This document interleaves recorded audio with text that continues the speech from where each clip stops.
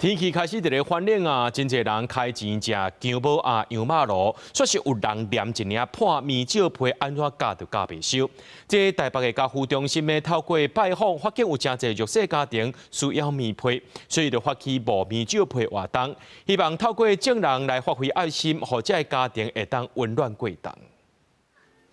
天气愈来愈寒，真侪人面皮已经摕出来夹，一人一领皮才夹会烧，这对一般的家庭来讲是真事上的代志。也毋过对经济弱势家庭来讲，算是毋敢孝顺的代志。亲像小聪因母仔囝就是3个人公家夹一领皮。妈妈讲见拜寒天来，2个囡仔拢会抢皮，而且皮已经夹真侪年啊，已经结规球嘛夹袂烧。囡仔人小小的愿望就是希望有一领属于家己的面皮。因为很冷嘛，就是一起抢棉被。可是现在真的是棉被就是因为抢来抢去啊，然后有时候会踢被子啊，就是一层的一坨一坨的。对他们来说，就是有时候就一个洞里面，就是觉得风很大的时候，就吹起来就很躲在一起，然后就跟我挤。我们家这个会跟我挤在一起。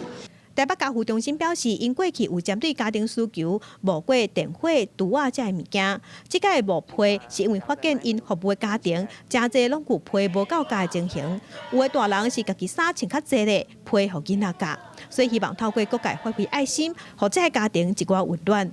即届阮还阁有4成的缺口，希望讲阮到12月7号，大家会使想到讲寒天的时阵有一个面皮，一定是真温暖的代志，所以希望大家想过。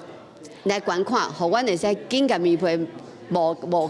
啊，这面皮夹起来吼会特别温暖，因为伊毋是加身体的温暖尔，伊心内嘛感觉足温暖的。今年是台北家扶60周年，除了募批，嘛有办展览，透过义卖来募款，希望互民众了解家扶中心过去的成果和未来的目标，鼓励更较侪人来甲家扶支持。记者陈心彤、曾俊佑台北报道。